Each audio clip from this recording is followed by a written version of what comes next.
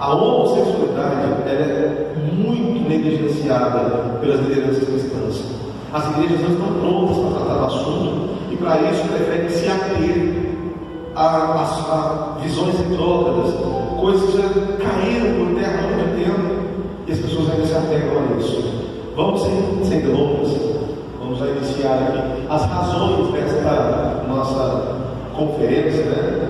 O tema tão polêmico, inverdades bíblicas sobre a homossexualidade. Nós não estamos dizendo com isso que existem inverdades na Bíblia, né?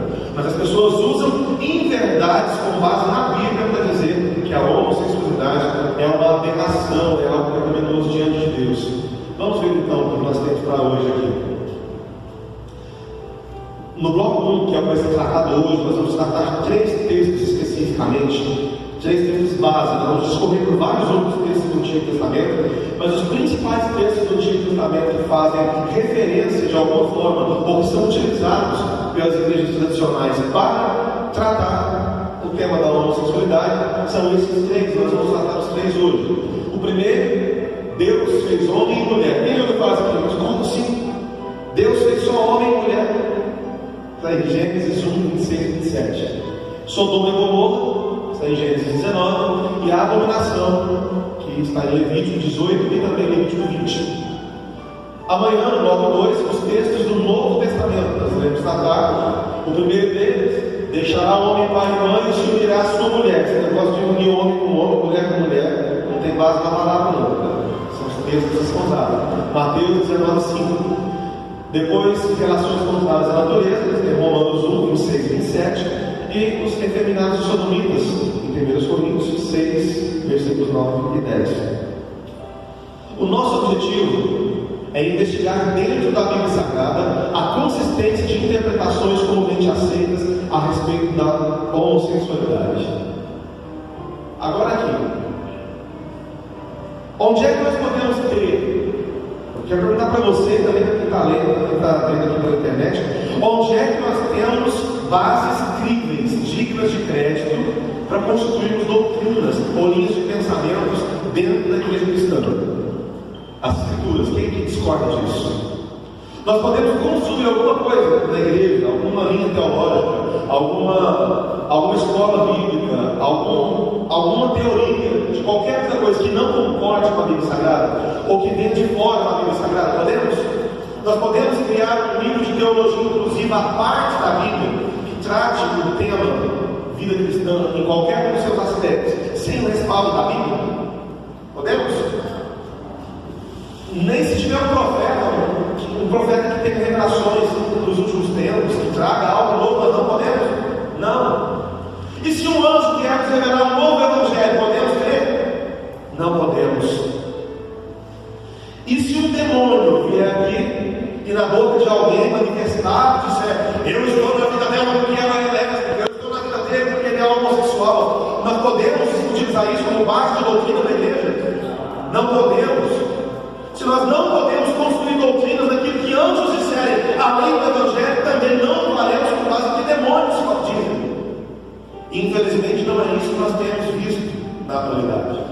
Igrejas que usam o tempo do seu culto precioso, que deve ser dedicado a Deus, muitas das vezes estão entrevistando demônios para extrair da boca de pessoas endemoniadas bases de doutrina para condenar a homossexualidade. Queridos, segundo a Bíblia Sagrada, o diabo é mentiroso, o pai da mentira. João 8,44 diz que ele é mentiroso, o pai da mentira, e nunca se firmou na verdade. Nós não vamos construir uma doutrina com base naquilo que um demônio disser. Todos concordam com isso? Posso de um amém? Amém! Glória a Deus! Eu espero que você também que esteja assistindo através desse material disponibilizado na internet, entenda que se um dia você presenciou alguém manifestando um demônio, qualquer outra entidade, dizendo para você que está na vida de alguém, ou até na sua vida mesmo, porque você é homossexual, é travesti, é transexual, seja lá o que for, a boa notícia que eu tenho que mandar para você hoje é que o demônio é mentiroso, tá? Hoje nós vamos tratar com você a verdade, a palavra de Deus é a verdade. Em verdades bíblicas, o que são? Quando a Bíblia diz algo, e o sentido deste algo é ampliado, distorcido ou alterado, nasce uma inverdade bíblica, que incorporada às demais doutrinas cristãs, torna-se uma heresia, ou ensino falso. Meu irmão, a Bíblia não diz mentiras. Infelizmente, o fã-clube traz muitas mentiras. Pega uma verdade da Bíblia, amplia o sentido daquilo, ou distorce o sentido, ou altera. E uma verdade distorcida, ampliada, é uma mentira, é uma inverdade, é uma verdade distorcida. E quando nós pegamos uma verdade distorcida e colocamos ela no nosso corpo doutrinário, fazemos disso uma doutrina da nossa igreja, nós estamos construindo uma heresia. E eu vou te falar o que é a diferença entre um equívoco teológico e uma heresia. Existem situações em que nós interpretamos algumas coisas diferentemente do que a Bíblia realmente quer dizer. Eu vou te dar um exemplo simples. Algumas pessoas acreditam que o dilúvio foi um fenômeno local. Outros acreditam que o dilúvio teve uma dimensão universal. Toda a terra foi tomada, foi coberta pelas águas do dilúvio. Tem como as duas linhas teológicas estarem corretas? Não tem. Ou está certa uma ou a outra, as duas ao mesmo tempo. Não dá. Logo, uma das duas linhas teológicas está equivocada. Isso é um equívoco teológico, não uma heresia. Agora, uma heresia é um ensino perpetrado na igreja que leva algumas pessoas à condenação, a perderem a sua salvação. Por exemplo, se nós trouxermos uma doutrina para a igreja que diz que você não precisa crer em Jesus para ser salvo, de acordo com a palavra, isso é heresia. Se você tem um ensino, seja aqui ou em qualquer outra igreja, que tire Jesus do centro, é uma heresia. Alguma coisa que diz que você pode continuar pecando à vontade, que você não vai sofrer os danos desse seu pecado, dessa sua vida de promiscuidade, está fazendo você abraçar o pecado, deliberadamente viver em iniquidade, e essa iniquidade vai te separar de Deus. Isso leva você a comprometer a sua salvação. E no quesito da homossexualidade, nós precisamos entender que a heresia que condena sem dó nem piedade os homossexuais, para você conhecer quem são, tem levado inúmeros homossexuais, transexuais, travestis a cometerem suicídios, a sair da presença de Deus e procurarem outras alternativas para poder viver a sua espiritualidade, porque entenderam que Deus não as ama, que o Espírito Santo não pode habitar nos seus corpos, que eles não podem viver uma vida de acordo com a presença de Deus. Logo, isto é uma heresia, que o Espírito Santo ele atende a todo aquele que clamar pela sua vida.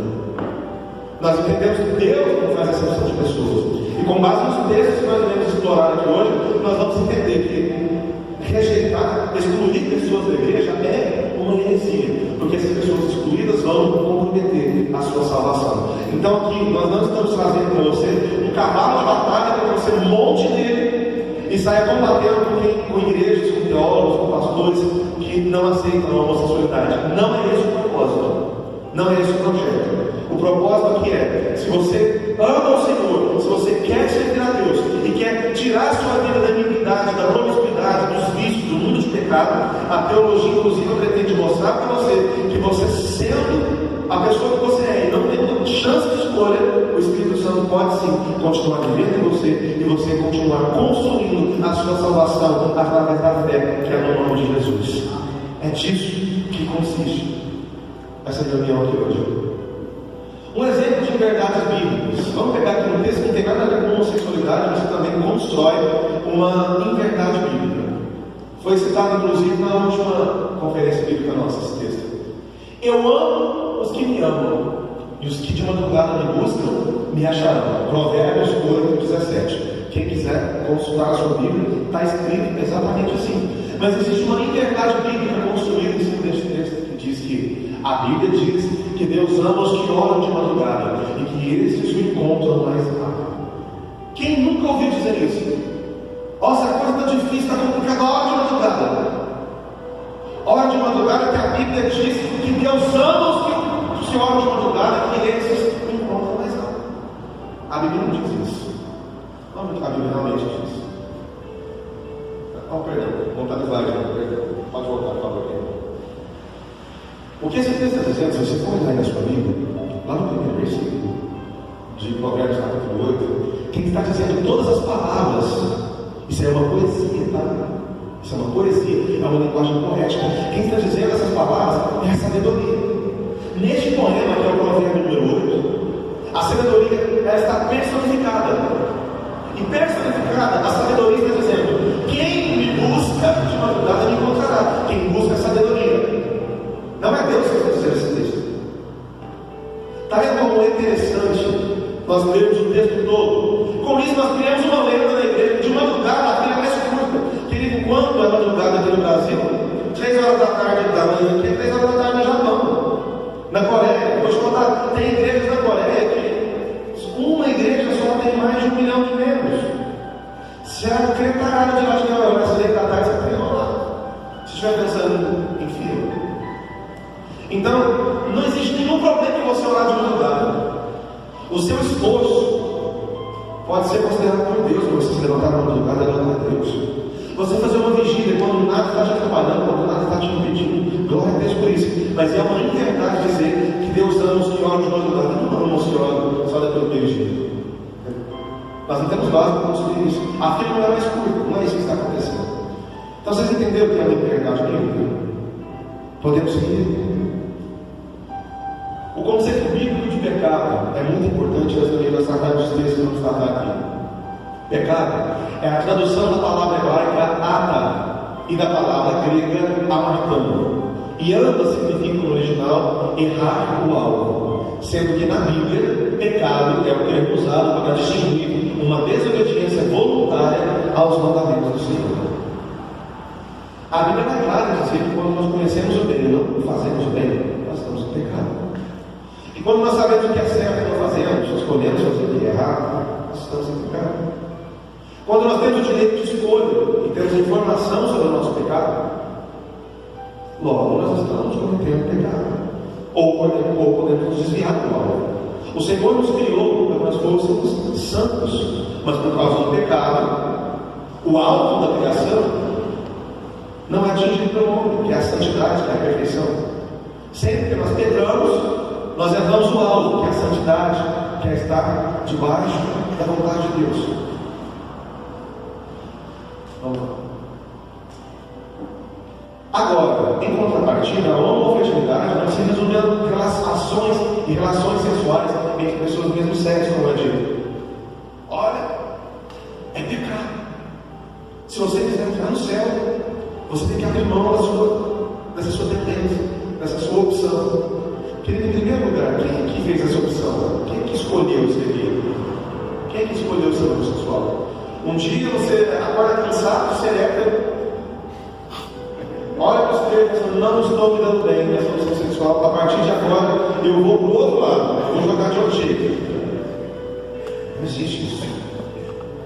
Crianças já são identificadas com as suas tendências, né? Como se a homossexualidade fosse uma moda. Não existe uma tendência para ser homossexual. Ser homossexual não é uma moda. Para você que não estiver assistindo esse vídeo, ou estiver aqui na plateia, eu quero dizer, você não tem noção do que um homossexual vive na pele, para você dizer que isso foi escolhido, ou que isso foi uma opção, ou que isso é uma tendência, isso é uma moda. Você não faz ideia do que você está falando. A homossexualidade não é nem um pouco prazerosa, ela não é nem um pouco agradável de se apresentar para o resto do mundo. Nós somos apedrejados, nós somos excluídos das nossas igrejas, das nossas famílias, dos nossos trabalhos, dos nossos círculos de amizade. Isso, querido, não é nenhuma moda. Ninguém escolhe. Isso não é voluntário. Então não tem como ser baseado simplesmente aquilo que você faz, aquilo que você escolhe, aquilo que você prefere ser. A homoafetividade não se resume ao sexo que duas pessoas fazem, mas há afetos, carências, necessidades, relacionamentos e tantas outras coisas que envolvem condições básicas da existência de um indivíduo, que são construídas a partir de sua sexualidade, e sexualidade essa que ele não escolheu. Da mesma forma que o heterossexual tem as suas necessidades afetivas, o homossexual também tem. E é isso que nós chamamos de homoafetividade. É diferente de homossexualidade. Duas pessoas fazendo sexo são duas pessoas fazendo sexo. Duas pessoas que se amam, duas pessoas que nutrem afeto uma pela outra, que têm necessidade de carinho, de toque, de abraço, de vida, de companhia, uma do lado da outra. São duas pessoas homoafetivas. Essa é a diferença que muitos querem fechar os olhos para não ver. E todo homossexual tem essa necessidade. E eu acredito sim na sinceridade de homossexuais sinceros, que estão em igrejas tradicionais, igrejas que ensinaram que essa pessoa não pode viver a sua sexualidade. E com isso, no pacote, a pessoa está condenada a não mais viver a sua necessidade de afeto, de carinho, de família. Essa pessoa vai crescer, vai envelhecer e vai morrer sozinha. Porque os seus pastores que hoje dizem isso, no futuro podem não usar mais. Os seus parentes que hoje dizem, espera que eu morra para que você viva isso. Quando esse seu familiar, esse seu parente morrer, talvez a sua oportunidade, a sua chance de construir família, de ter alguém do seu lado também morreu. Então não sepulte-se a si mesmo vivo, porque você vai entender que hoje que não é isso que a Bíblia espera de você. Então vamos para o primeiro texto. Esse texto é um texto tão pueril, ele é tão simples, que você vai ver que nós não vamos nem refutar com muitos argumentos teológicos. Vamos apenas para a lógica, porque a própria Bíblia diz. Deus fez homem e mulher. O texto base para isso é Gênesis capítulo 1, versículos 27 e 28. Em letras amarelas estão os focos deste texto. Aquilo que as pessoas usam para dizer que simplesmente não é admissível ser um homossexual. Criou Deus o homem à sua imagem. Criou Deus o homem à sua imagem, a imagem de Deus o criou. Homem e mulher os criou. Deus os abençoou e lhes disse: sejam férteis e multipliquem-se. Encham e subjuguem a terra. Dominem sobre os peixes do mar, sobre as aves do céu e sobre todos os animais que se movem pela terra. Então observamos aqui que Deus criou homem e mulher. Deus criou Adão e Eva. Não tem essa de Adão e Eva. Quem é que disse que foi isso? Que bom que eu não estou sozinho nessa, né? E Deus criou o homem e a mulher com uma missão: sejam férteis e se multipliquem. Vamos lá, olha o que realmente está dizendo. A inverdade bíblica em cima deste texto é: Deus criou homem e mulher, Adão e Eva, não criou Adão e Eva. A procriação é a única forma aprovada por Deus para que seres humanos se relacionem sexualmente. Portanto, se duas pessoas do mesmo sexo não podem procriar, não podem se relacionar. É mentira isso que está dizendo? As pessoas dizem isso ou não? Para que existe sexo? Procriação. Deus criou Adão e Eva e colocou uma genitália em cada um para que elas se juntem e produzam. Se não for produzir, não pode ter relação. Foi isso que nós ouvimos. Mas a primeira boa notícia dessa conferência é que todos os homossexuais ou transexuais do mundo são homens ou mulheres. Tem alguém aqui que não é homem nem mulher? Alguém aí? Se apresenta, por favor. Não é homem e também não é mulher. Você é o quê? Por favor, gente, alguém aí que não seja homem nem mulher? Alguém aí que conheça um homossexual que também não é homem e não é mulher também? Oh, glória! Então não tem aberração nenhuma da natureza aqui. Até então, está tudo certo. Não existe um terceiro sexo, um terceiro gênero, ou qualquer outro terceiro ser na humanidade que Deus não tenha criado. A boa notícia, meu querido, você é a criação de Deus. Amém. Você é a obra de Deus, enfim. Ache muito quem quiser. Todo mundo aqui, eu tenho certeza que você está no nascimento, nasceu lá um menino ou uma menina. Não tem ninguém lá com ponto de interrogação genital, não sabemos o que é isso. Você é menino ou menina. Todo mundo aqui é homem ou mulher. Se não for, pode procurar depois, você vai entender esse negócio aí. O propósito de Deus ao criar o primeiro casal é óbvio: a procriação. A teologia inclusiva não pretende desconstruir a grandeza do propósito divino de reprodução da raça humana, muito menos combater a família tradicional. Essa conversa de que estão querendo destruir a família tradicional, não nada. Todo mundo aqui tem uma família tradicional. Eu tenho pai, eu tenho mãe, eu tenho irmãos. E eu quero que minha família continue existindo. Quem aqui não é filho de Eva? Quem aqui nasceu de um projeto que não envolve um homem e uma mulher? Um óvulo e um espermatozoide? Todo mundo aqui, gente. Alguém que pretende desconstruir isso, acabar com isso? Não. O propósito da teologia, inclusive, não é diminuir o valor da grandeza do propósito de Deus na criação do homem e da mulher. É que continue havendo procriação, sim. Isso não vai ser mudado nem nessa conferência bíblica, e nem em outra qualquer, nem num grupo LGBT, nem um ativismo, nem uma ONG, nem a ideologia de gênero. Isso um dia eu consegui me provar que ela existe, até hoje eu não descobri quem é responsável por ela, quem é ativista dela. Não existe ideologia de gênero. Isso é conversa. Vamos lá. O que não se pode esquecer é que os homossexuais não são os únicos seres humanos que não se reproduzem. Novidade.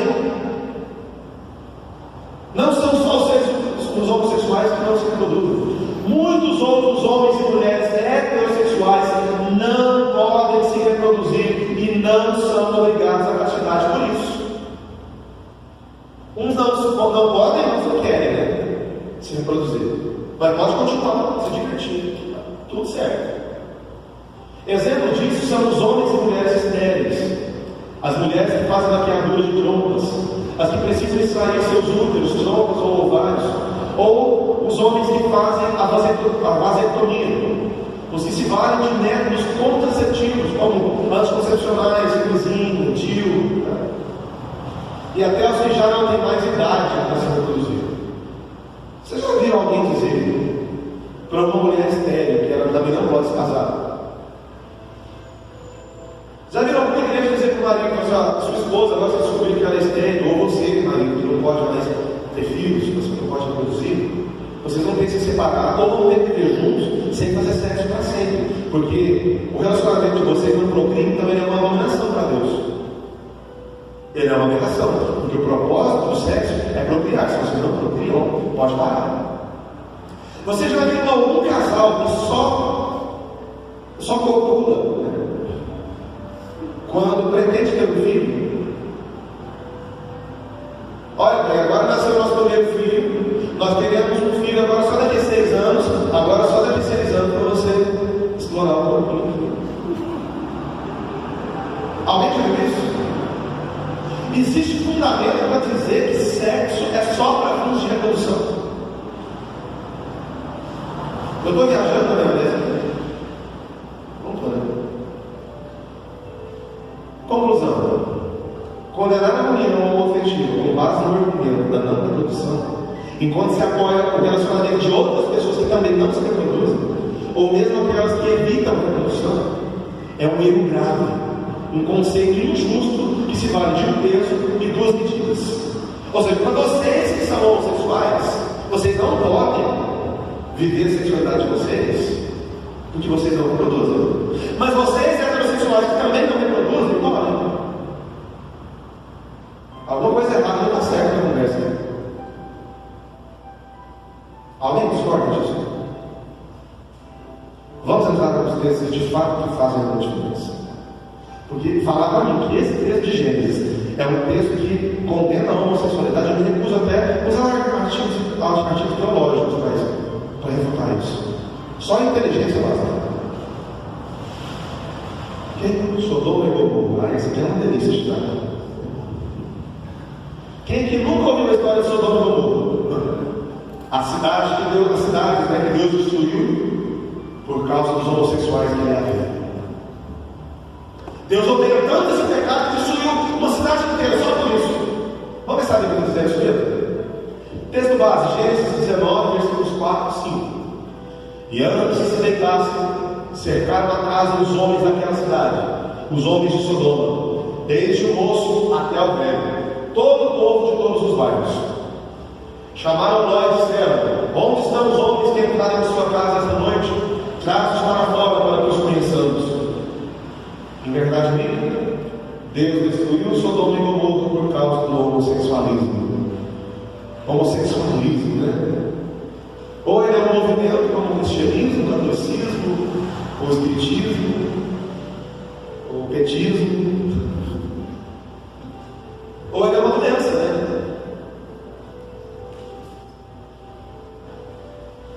Alguém está promovendo a homossexualidade, levantando a bandeira, está convertendo heterossexuais ao homossexualismo? É isso. Começa que essa palavra não existe, é uma palavra errônea. O termo é homossexualidade, que é a identidade de um indivíduo. Então vamos para ver o que o texto realmente diz. E antes que se deitassem, cercaram a casa dos homens daquela cidade, os homens de Sodoma, desde o moço até ao velho, todo o povo de todos os bairros. Poxa, é a primeira cidade que eu tenho notícia que todas as pessoas são homossexuais. Em todas as comunidades do mundo, pode ser uma tribo indígena no meio do mato, onde ninguém sabe o que é a homossexualidade. Os homossexuais são minoria. Mas nós temos um exemplo de uma cidade cheia de crianças, de homens e crianças que se reproduzem sendo homossexuais. Eu ainda vou descobrir como homossexuais se reproduziram e construíram uma cidade, né? Vamos lá. Contexto. Esses dois textos que estão sendo usados aqui, eles não são um livro cercado de água por todos os lados. Existem textos semelhantes depois deles. Isso forma o contexto deste texto. Lá no versículo 12, pois nós vamos destruir este lugar, porque o seu clamor tem engrossado diante da face do Senhor, e o Senhor nos enviou a destruir. Ou seja, chegaram ali com a clara intenção de destruir a cidade. Antes que tentassem conhecer os anjos. Nós vamos ver lá nos demais versículos, lá na frente, é que eles vão pedir para trazer os anjos para fora, os homens, né, que estavam em casa de Ló, para que eles sejam usados, eles conheçam. O termo bíblico para conhecer é sexualidade, é relação dessa pessoa. Verdade lógica é que em qualquer cidade do mundo os homossexuais são minoria. É, portanto, impossível que todos os homens de Sodoma fossem homossexuais. Verdade bíblica. Vamos ver o que a Bíblia diz sobre a destruição de Sodoma e Gomorra. Ezequiel 16, 48 e 50. Vivo eu, diz o Senhor Jeová. Quem tiver a Bíblia e quiser conferir, pode abrir e conferir. Quem não tiver, tem um monte de Bíblia usada em várias versões diferentes. Está tudo aberto, você pode usar à vontade e conferir. Se é isso que o texto está dizendo. Vivo eu, diz o Senhor Jeová, que não fez Sodoma tua irmã, ela e suas filhas, como fizeste tu e tuas filhas. Eis que esta foi a maldade de Sodoma, tua irmã. Contextualizando que Deus está dando uma palavra de juízo contra Israel e Judá, contra Samaria e Jerusalém. Nós estamos vendo Deus comparar o povo dele com o povo de Sodoma e Gomorra. Vocês não fizeram metade do que eles fizeram. Esta foi a maldade de Sodoma, de suas filhas. Soberba, teve fartura de pão e muita tranquilidade enquanto os necessitados sofriam a sua porta. E se eles obedeceram e fizeram abominações, está vendo abominações? Diante de mim, pelo que vendo eu isso, as destruí completamente. Ezequiel, capítulo 16, versículo 48 e 70. Vamos seguir aqui, que já vai ficar muito claro. Os próprios slides se explicam. A palavra hebraica para abominações que foram cometidas por Sodoma e pelas suas cidades, filhas, né, que é um conjunto de 5 cidades. Sodoma e Gomorra é o nome dado a um conjunto de 5 cidades, a uma pentápolis, um conjunto metropolitano, como se fosse Uberlândia e as cidades que dependessem de Uberlândia financeiramente, economicamente. Eram chamadas de Sodoma e Gomorra. A palavra hebraica, traduzida por abominação nesse texto, é torevá, que significa impureza cultural, idolatria ou um ídolo. E não somos nós que inventamos isso, tá, querido? A Bíblia, a língua hebraica já existia muito antes de existir igreja inclusiva. Eu tenho aqui um dicionário de grego e de hebraico, quem quiser consultar, pode procurar no final da conferência que a gente mostra onde é que isso está bem elucidado. Vamos lá. Vamos comparar as traduções. A versão O Livro, que é uma Bíblia de linguagem contemporânea, muito utilizada em Portugal. Ela diz assim nesse texto: tão certo como eu e ele, diz o Senhor Deus. Aqui quiser conferir, pode conferir na Bíblia online, tá? Tão certo como eu e ele, diz o Senhor Deus, que Sodoma e suas filhas nunca foram tão limpas como tu e tuas filhas. Os pecados da tua irmã Sodoma foram o orgulho, a ociosidade, o amor à abundância de tudo, enquanto os pobres e os que sofriam jaziam à sua porta. Ela prestou solenemente culto a muitos ídolos, pode levar a dominação da vez a minha vista, por isso eu esmalhei. Por quê? Cadê os homossexuais da criança? Cadê os gays, gente? Escondeu todo mundo, foi todo mundo no vale. Tem homossexuais desse texto, não. A origem do mito, de onde surgiu essa história do pecado de Sodoma? É a homossexualidade. O testamento dos 12 patriarcas, o livro apócrifo, tá? Neftalí, ou seja, o testamento de Neftalí, ou seja, o testamento da bondade, que tem 2 testamentos dos apócrifos. No capítulo 3, versículo 2, está escrito assim: vós, porém, meus filhos, não vos comporteis assim, pelo firmamento, pela terra, pelo mar, e por todas as criaturas, podeis reconhecer o Senhor que tudo criou. Do contrário, sereis semelhantes a Sodoma, na perversão da natureza. Aí, peraí, volta só lá no primeiro slide, por favor. Capítulo 3, versículo 2. Vós, porém, nós temos aqui uma junta genial de adversidade, porém, mas, né? Vamos trocar, vamos entender o porquê que existe uma diversidade aqui. Algo foi dito antes. E isso que foi dito antes, por ser uma adversidade, é contrário ao que está escrito ali. Vamos ver o que está acontecendo. Bora. O versículo 1: não vos dediqueis a corromper as vossas obras pela cobiça de possuir. É um dos pecados de Sodoma. Nem enganeis vossa alma mediante palavras fúteis. Se ficardes em silêncio, na pureza de coração, havereis de entender o quanto é bom permanecer fiel à vontade de Deus e repelir a vontade do demônio.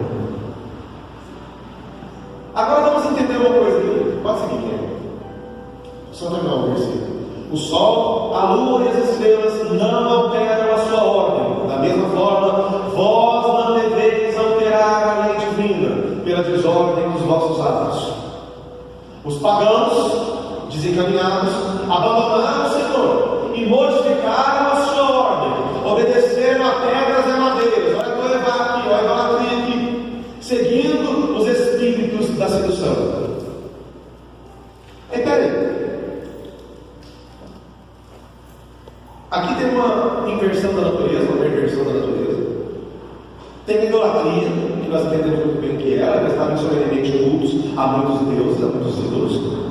Tem a vontade, a sede de possuir, que é a avareza que Sodoma tinha. Vamos explicar melhor um pouco essa coisa de ir após o outro da carne.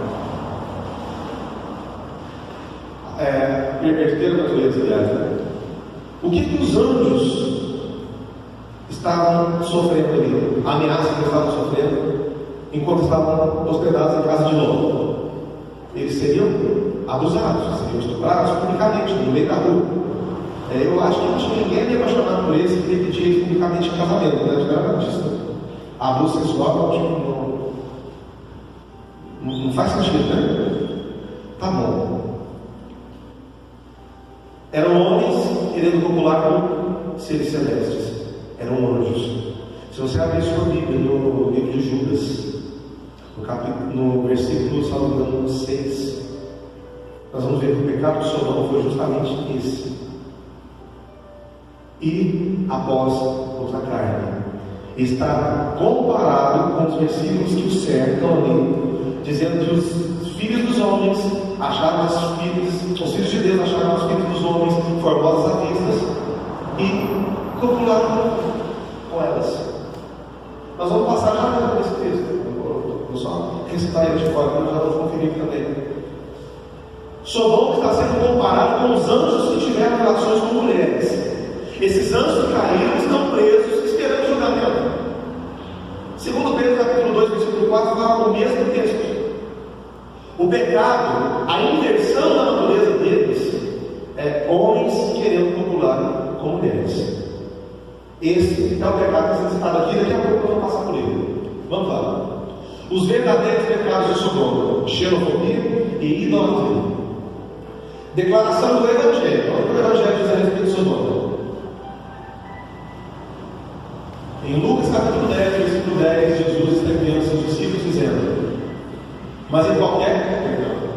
Mas em qualquer cidade em que entrardes e vos não receberem, saindo por suas ruas, dizei: até o pó que da vossa cidade se nos pegou, sacudindo sobre vós. Sabei com tudo isso, que já o reino de Deus é chegado a vós. E digo-vos que mais tolerância haverá naquele dia para Sodoma do que para aquela cidade. Então, peraí. Jesus está pegando seus discípulos, 35 pares dos discípulos, 70 discípulos. Ele manda eles de 2 em 2, de aldeia em aldeia, de cidade em cidade, e dá uma recomendação: ide por toda a cidade que vocês passarem, entrem por essas casas, o que eles tiverem para comer, vocês comam, o que tiverem para beber, vocês bebam, durmam ali, se instalem por ali, curai os enfermos, expulsar os demônios, e de graça receberem, de graça darem. Mas, se alguma cidade não receber vocês saiam pelas ruas da cidade, gritando para aqueles outros: até o pó da vossa cidade que se apegou aos nossos sapatos, nós sacudimos sobre vós. E Jesus diz mais: haverá maior rigor para essa cidade do que para Sodoma. Mas Sodoma não foi condenada, não foi destruída por causa de homossexualidade? Não. Foi por ultrajar os estrangeiros. Xenofobia é a aversão ou ódio a estrangeiros. E toda a história secular condena Sodoma e Gomorra desse pecado. A sodomia em todas as religiões do mundo, em todas as histórias seculares do mundo, é reconhecido como xenofobia e não como sexo entre as pessoas.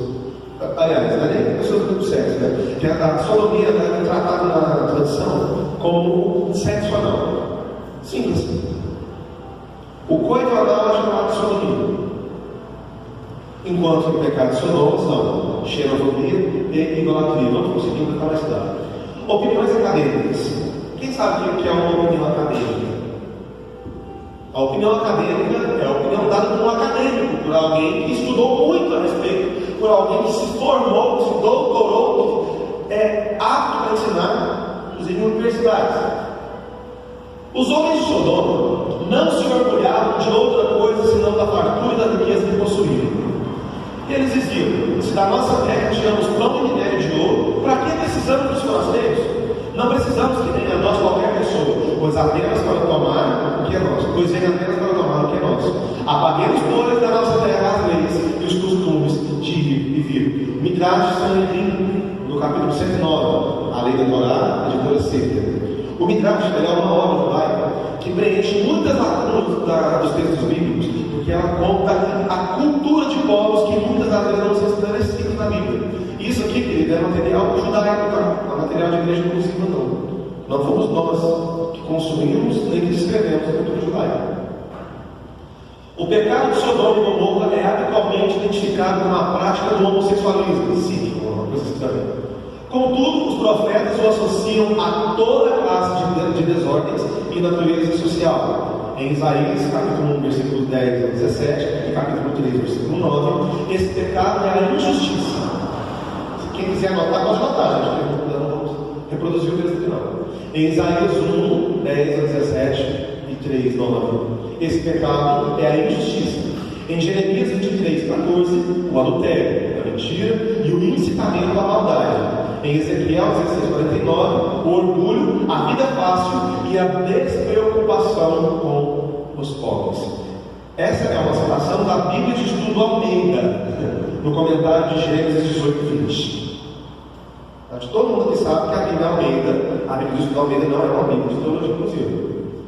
Toda anotando as referências, quem tem mais alguma anotando? Ok.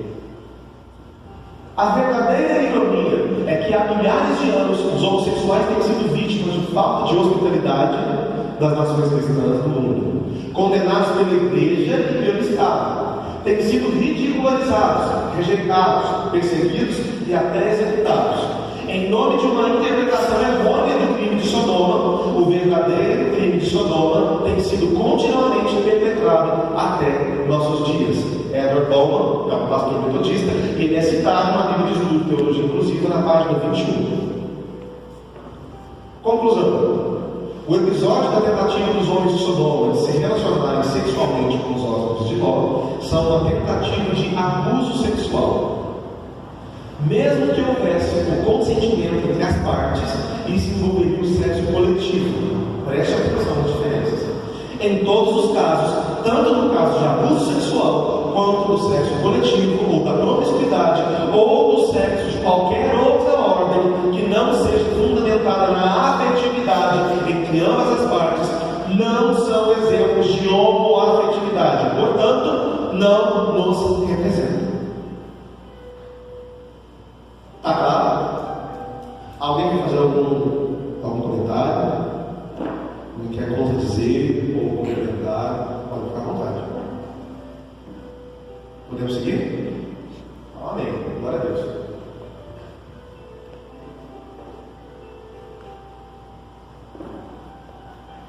Só vamos acabar bem dentro do prazo estipulado. A terceira parte, a abominação. O homem não te declararás como se fosse mulher. Abominação, né? Sai dessa agora, querido. Começa a dormir no barulho desse. Torce o texto para dizer outra coisa. Pronto. O homem não te declararás como se fosse mulher. A abominação é. Ele vai dar o canto da boca. Pronto. É isso que a Bíblia está dizendo. E pronto, acabou. Vamos ver se é isso que a Bíblia está dizendo mesmo. Quando também um homem se declara com outro homem, como com mulher, ambos fizeram a abominação, certamente morrerão, e o seu sangue será sobre eles. É outro texto, Levítico 20, 13. O primeiro versículo, volta novamente, Levítico 18, 22, e depois Levítico 20, 13. Olha só, são dois textos do mesmo livro, Levítico 18, 22 e Levítico 20, 13. Temos tudo que nós precisamos. São dois versículos isolados, e é assim que nós construímos doutrinas, né? Em verdade bíblica, a homossexualidade é uma abominação. Quem pratica a homossexualidade é digno de morte. É isso que o texto está dizendo, né? Vamos ver se isso é verdade. Contexto. Contexto é tudo, gente. O contexto é tudo que envolve o texto. Para quem ele foi escrito, por que ele foi escrito, quando ele foi escrito, quem escreveu, quem leu, quem divulgou, o idioma que ele foi escrito, a cultura que ele foi inserida, diz tudo. Existe um texto do qual esses versículos foram retirados. Existe uma razão, um destino e um público para esse texto. Utilizar textos fora de seu devido contexto é o caminho mais curto para a produção de uma falsa doutrina. Levítico não é um livro aceito por nenhuma igreja cristã na composição de suas doutrinas. Quem sabia disso aqui? Levítico não é um livro aceito por nenhuma igreja cristã na hora de se construir doutrinas, na hora de se ensinar o que deve se fazer para viver. Nenhuma igreja usa Levítico, a não ser Levítico 18, 22 e Levítico 20, 13. Por quê? Nós precisamos de alguma coisa na Bíblia que fale que a homossexualidade é uma abominação. Mesmo que isso não condiga, mesmo que isso não tenha efeito, nem coerência, nem honestidade com o resto que nós falamos a respeito de Levítico. Nós precisamos de um texto, mesmo que nós não aceitemos como palavra de Deus para os nossos dias, né? Aí nós usamos Levítico. Trazer as ordenanças do Levítico para a vida da igreja resultaria em negar completamente a obra salvadora de Jesus na cruz do Calvário. Então, pode voltar só um minutinho.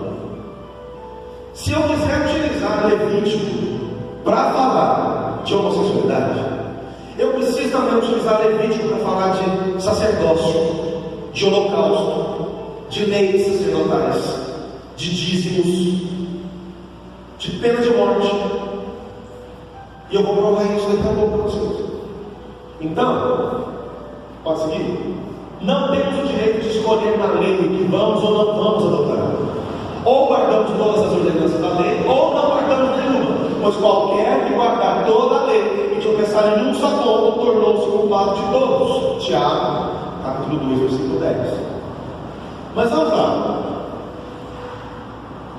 Já que estamos falando de Levítico, vamos ver se em algum momento Deus falou contra a homossexualidade. Porque uma coisa que nós não podemos nos esquecer, não é porque está escrito em Levítico que nós vamos ignorar quando acabou. Não é porque Levítico não é um livro válido para a igreja construir suas doutrinas, que nós vamos dizer que em algum momento Deus reprovou e agora não reprova mais. Porque Deus não muda. Deus é o mesmo ontem, hoje e vai continuar sendo eternamente. Vamos ver se naquele contexto Deus tenha realmente condenado a homossexualidade. Fala aos filhos de Israel e diz-lhes: eu sou o Senhor vosso Deus. Não farei segundo as obras da terra do Egito em que habitastes, nem farei segundo as obras da terra de Canaã, para a qual eu vos levo, nem andarei nos seus estatutos. Fareis conforme os meus juízos, e os meus estatutos guardareis para andardes neles. Eu sou o Senhor vosso Deus. Levítico capítulo 18, lá no versículo, onde começa toda a história, versículos 2 ao 4. Vamos lá. Primeira coisa, que quando Deus está dizendo: eu sou o Senhor vosso Deus, faz um exercício preguiçoso, facinho de você ver todas as vezes que Deus diz essa frase.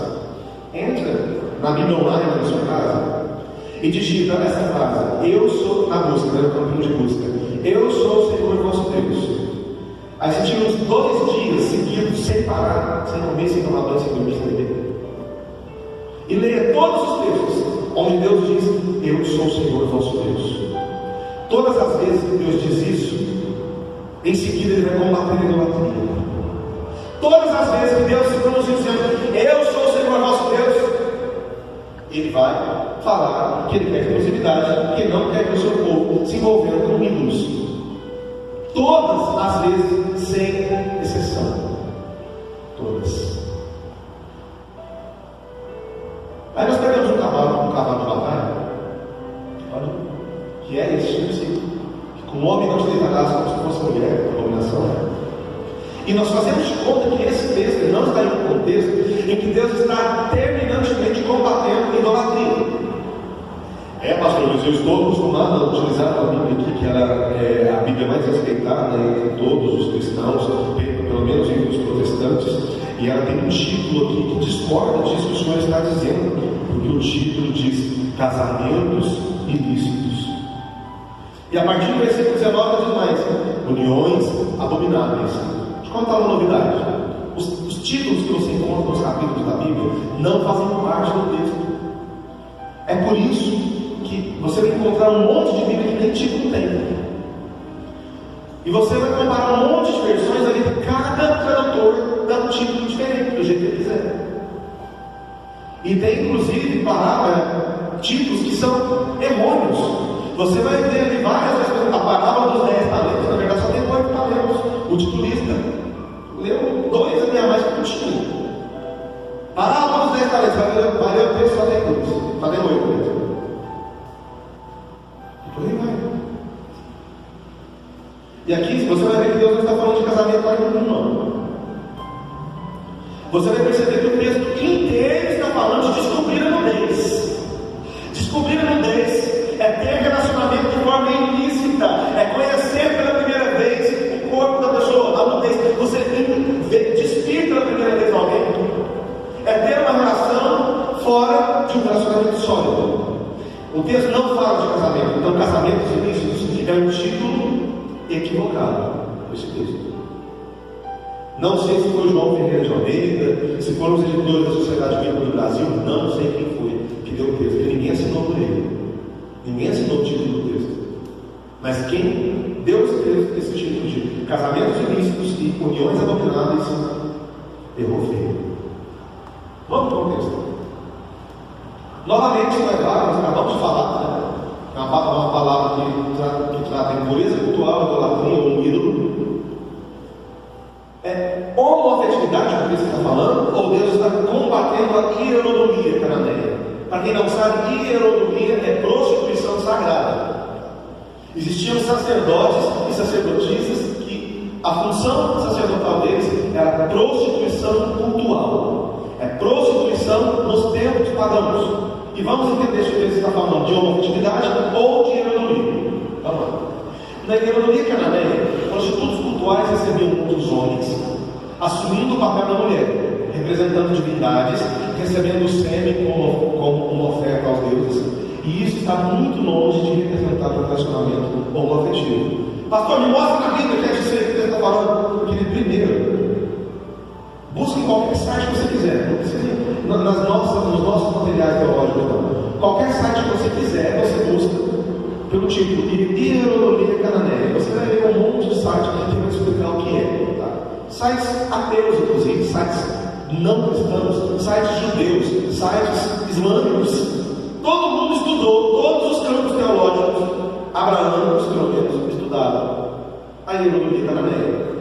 A Bíblia não trata, porque não é o foco dela tratar, mas o contexto é: Israel está saindo do Egito e indo para Canaã. E Deus diz nos versículos 2 aos 4: não se comportem como os povos do Egito, e também não se comportem como os cananeus, as pessoas que estão em Canaã, que é a terra para onde eu estou levando vocês.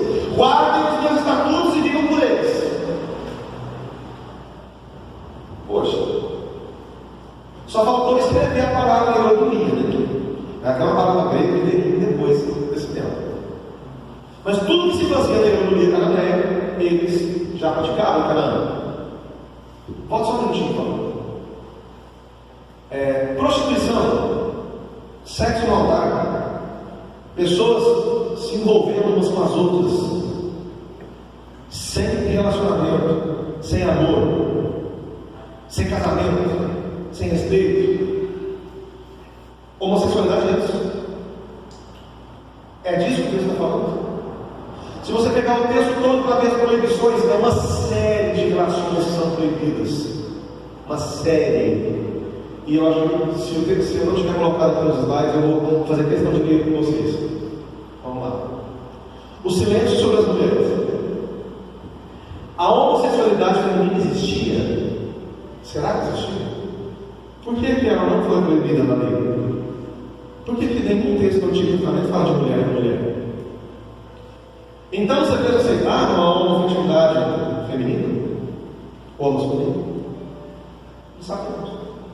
Não. O judaísmo nunca foi a favor da homossexualidade.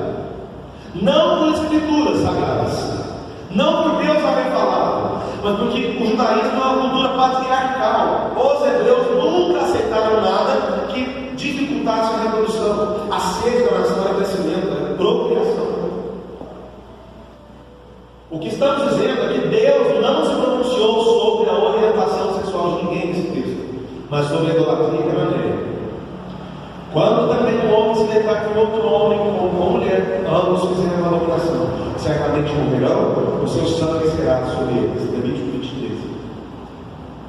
Novamente, um texto que começa com uma advertência contra a idolatria. Novamente.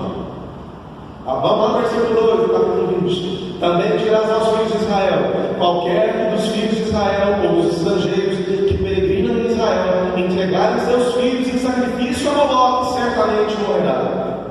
Por que Moloque tem a ver com homossexualidade? Moloque é uma versão cananeia de Baal.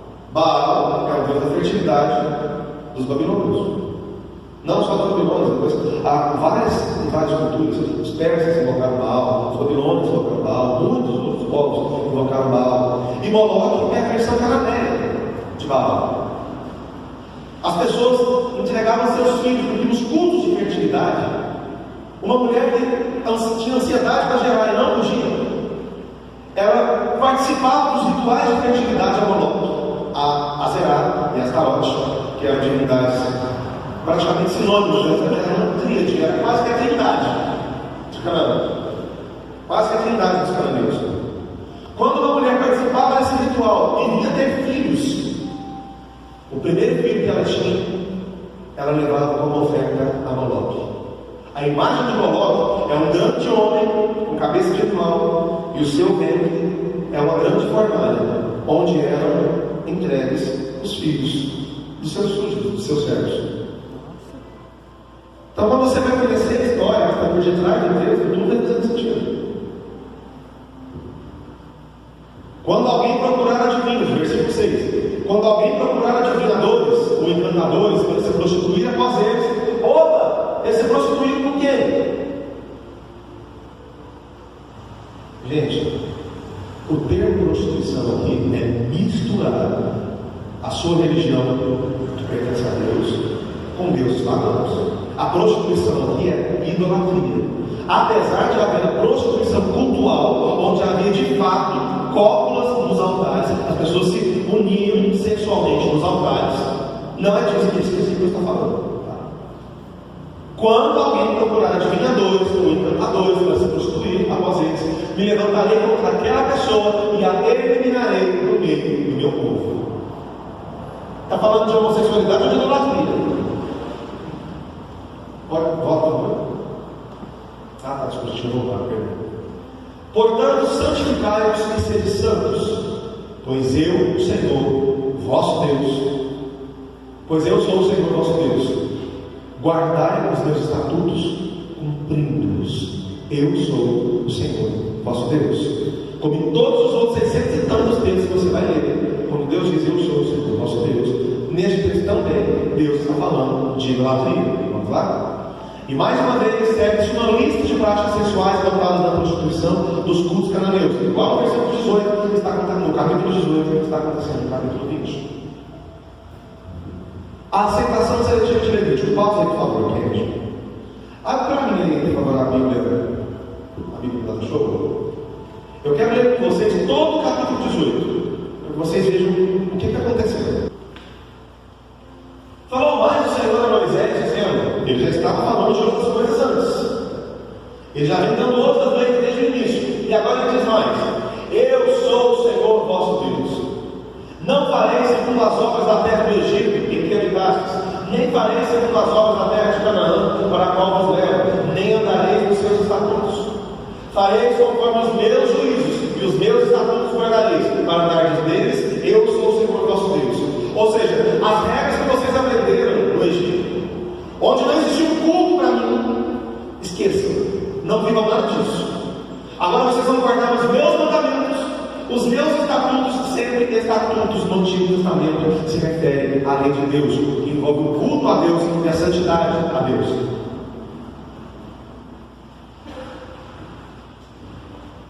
Portanto, os meus estatutos, os meus juízos guardareis, os quais, observando-os, o homem viverá por eles. Eu sou o Senhor. Olha a insistência do Senhor dizendo: eu sou o Senhor, eu sou o vosso Deus. Eu não quero que vocês tenham outro Deus diante de mim. É o primeiro dos mandamentos: não terás outros deuses diante de mim.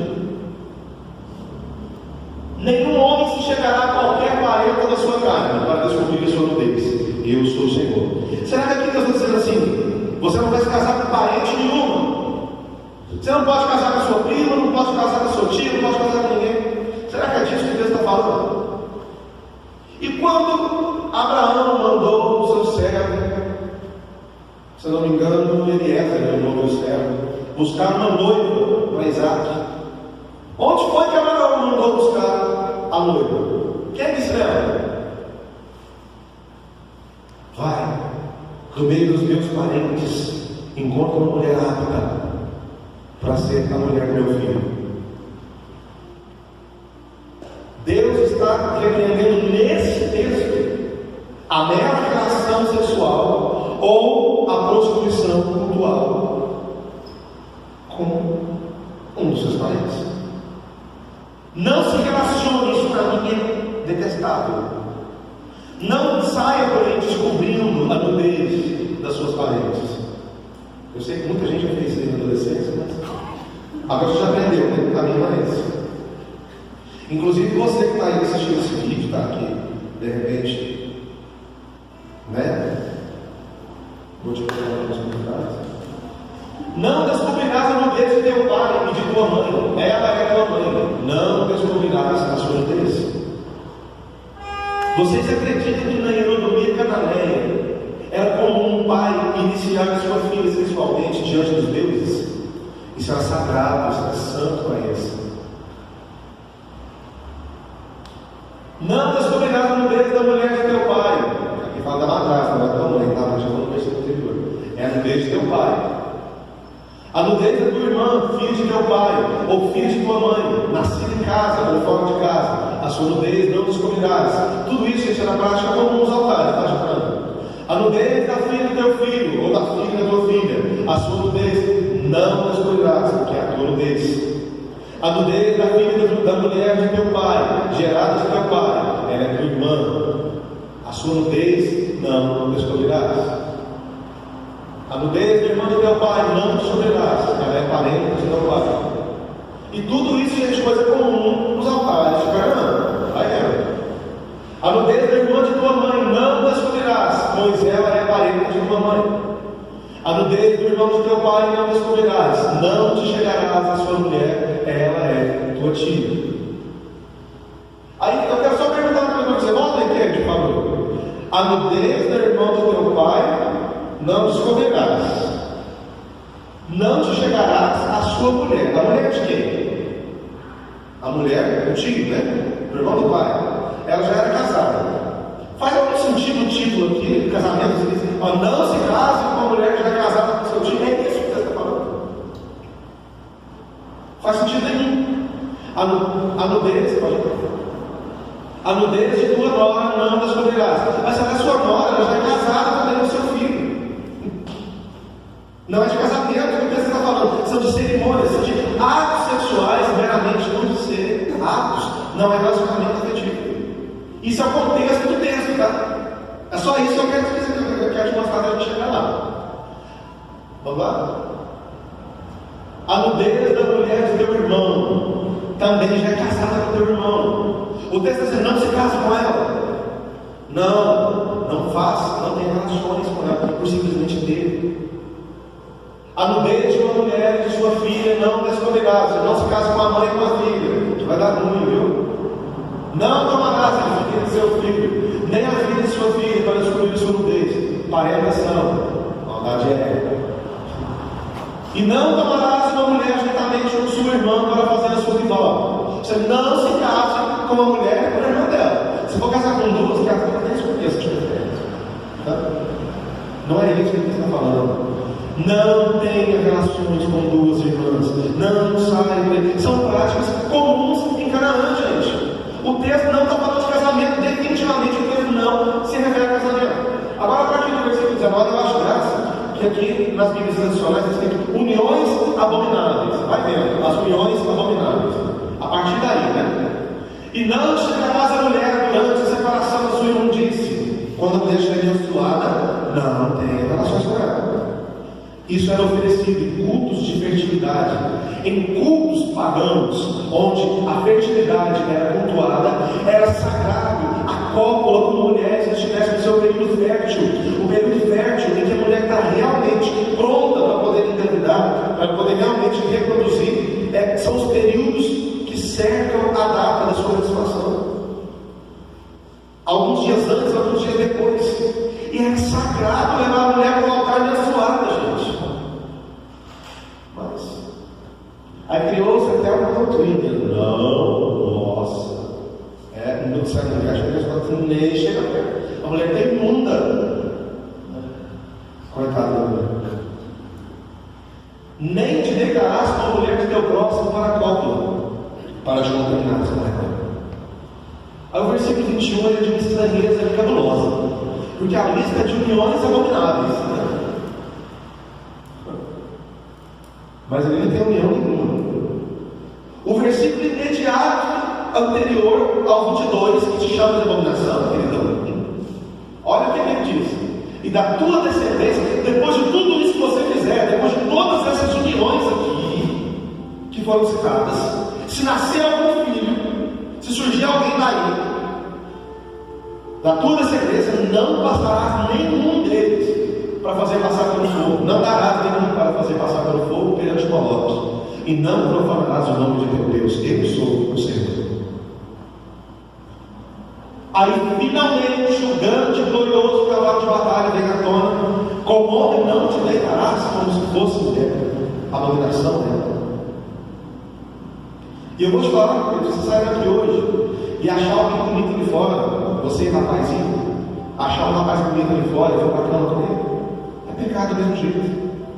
Sexo por sexo, transar por transar. Deus detesta esse tipo de comportamento, tanto entre homens, entre mulheres ou entre homens e mulheres. Tá? A regra é a mesma para mim, para você, para quem estiver lá fora. Aí continua: nem te deitarás com um animal para te contaminares com ele, nem a mulher se porá perante um animal para juntar-se com ele. Confusão é o único texto, o único lugar desse texto onde a mulher é citada. Não cita a mulher se deitando com outra mulher, mas cita a mulher se deitando com outro animal, porque isso era aceitável nos altares de Moloque.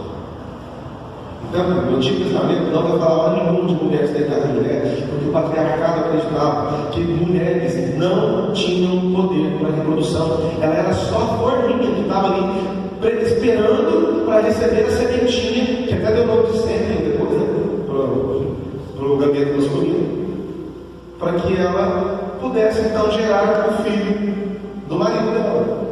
Porque na verdade a mulher não gerava.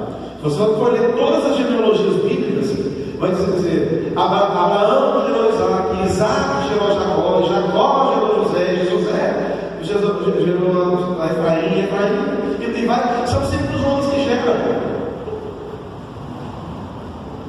Só os homens têm o poder de gerar no patriarcado. É por isso que relações de mulher com mulher não eram aceitas na Constituição Sagrada.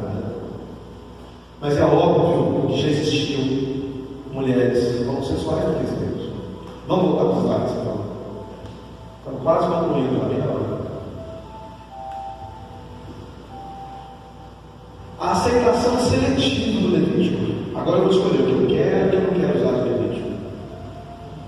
Se querem aceitar o capítulo 18 e o capítulo 20, por que não aceitar o capítulo 19 também?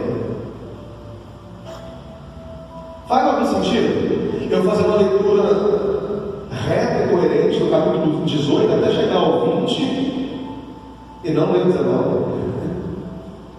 E nem considerar o capítulo 18 a palavra de Deus para os nossos dias. O capítulo 20 também é, mas 19 não. 19 não, 19 mexe comigo. Não pode. Eu não quero usar 19. Capítulo 19, versículo 3: cada um temerá sua mãe e seu pai, e guardará os meus sábados, e eu sou o Senhor vosso Deus. Bora guardar o sábado, gente! E no rigor da lei. Bora guardar o sábado, gente, que a lei ensina a guardar.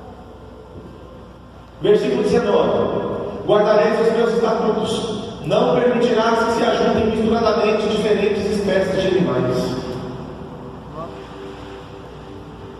Eu não posso criar cachorro. A pastora Priscila, a partir de hoje está proibida. Você vai ter que tirar um link lá dos dedos dos seus 17 cachorros, porque ele é um gato, e é pecado você ter gatos e cachorros no mesmo lugar. Não plantarei 2 tipos de sementes na mesma lavoura. Não, gente. Não usareis roupas feitas com tecidos diferentes. Agora aqui, alguém que conhece cristãos tradicionais que dizem para mim e para você que você é uma abominação, que você se deita com um homem como se fosse mulher, ou para mulher que se deita com outro como se fosse homem. Porque eles não falam, mas é a mesma coisa. E as pessoas têm a audácia de terem gatos e cachorros, aves até no mesmo lugar. É um fazendeiro bem sucedido que cria bois, cabras, vacas, porcos, né? Todos no mesmo lugar. Ou que tem uma lavoura, não só de uma única semente, como diz o texto.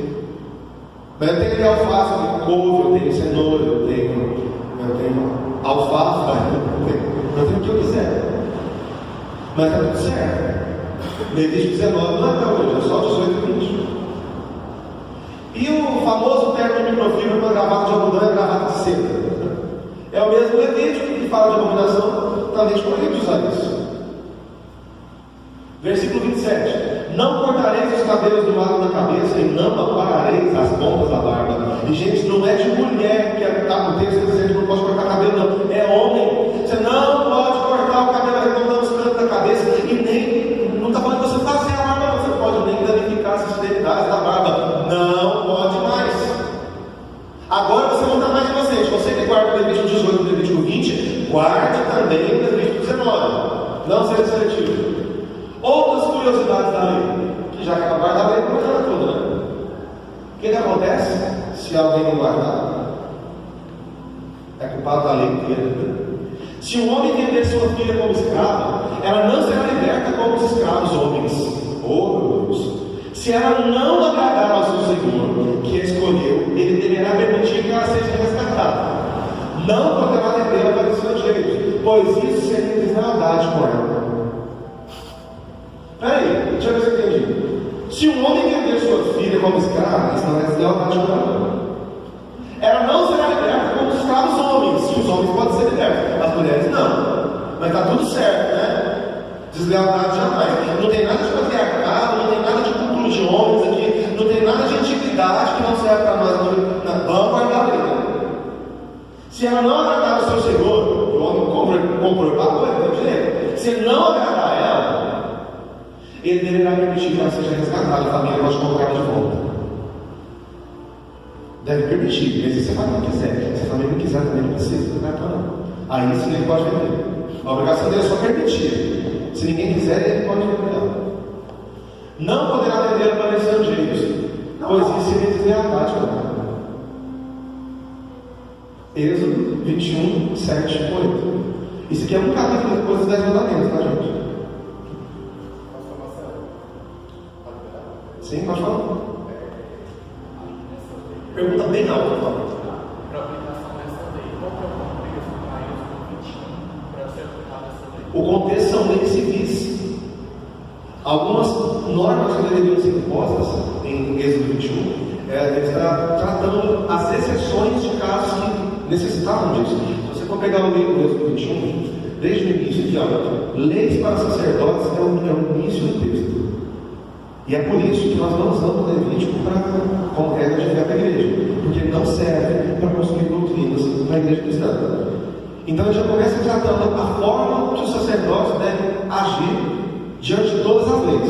E quando nós chegamos no versículo 21, ele está tratando de um assunto que começa lá no versículo 16. Disse mais o Senhor a Moisés: fala a Arão, dizendo: ninguém dos teus descendentes, das tuas gerações, em que houver algum defeito, se chegará para oferecer o pão do seu Deus. Ou seja, se entrar alguém aleijado, alguém manchado, alguém doente, alguém que falta um dedinho.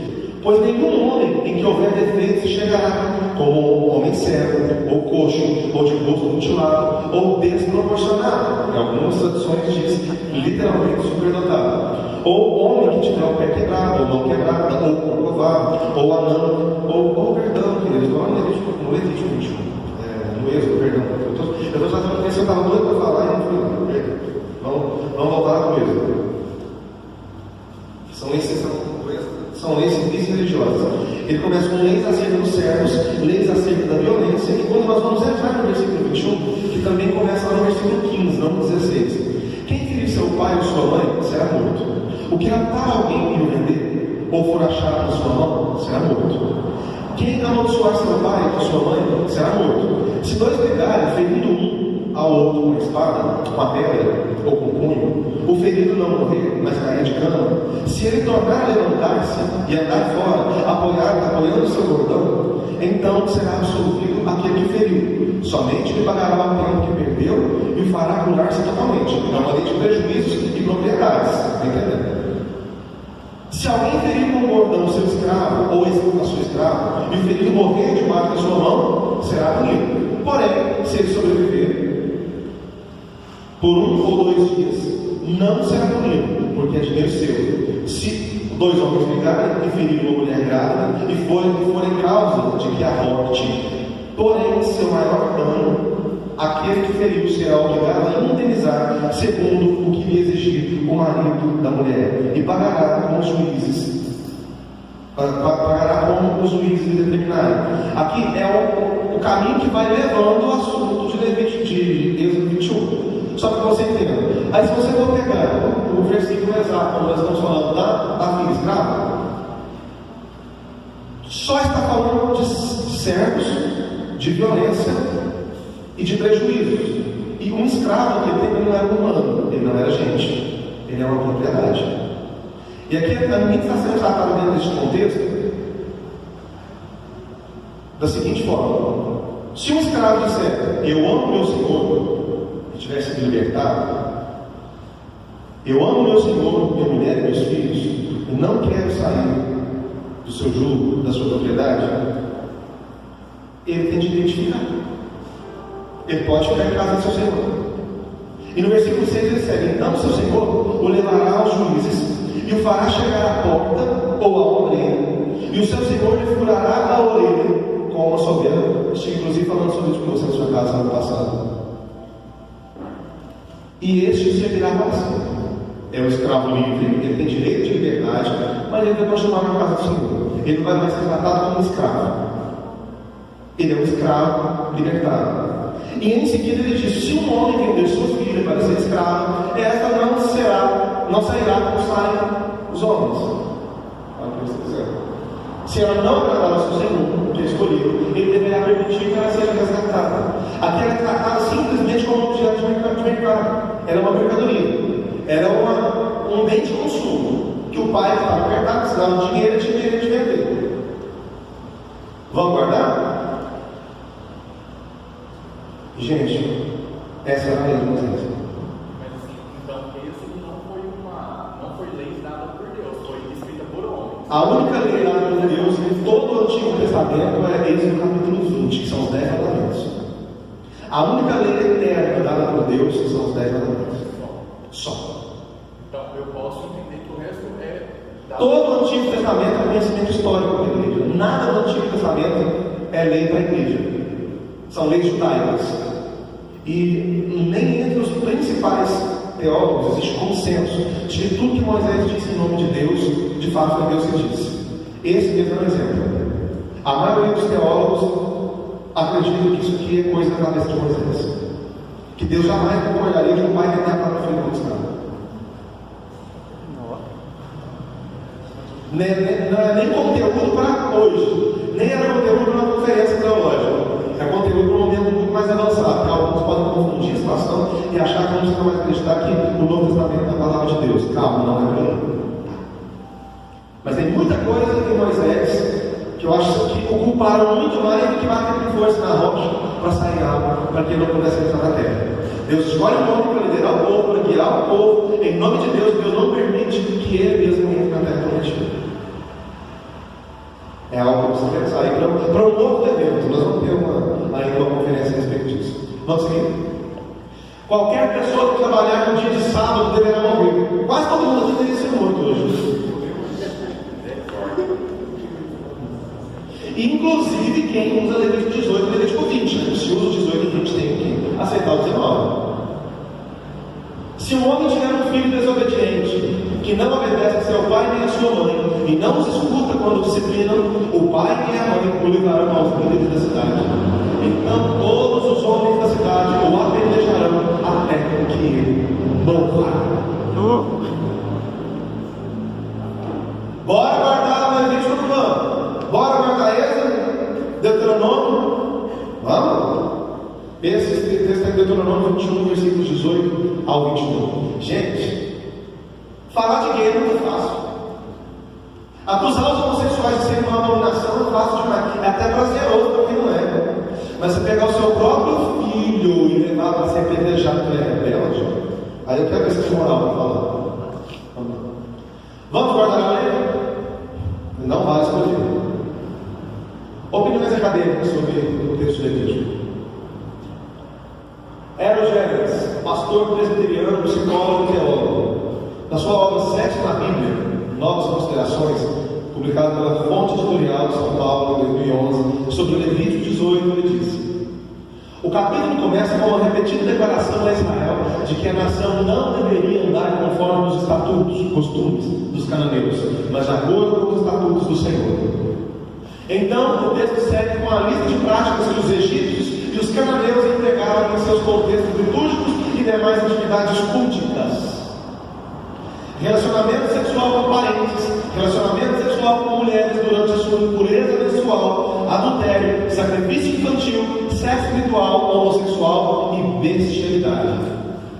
A homossexualidade que aparece nesse texto, meu querido, é dentro de um sexo ritual. Era oferta a deuses pagãos.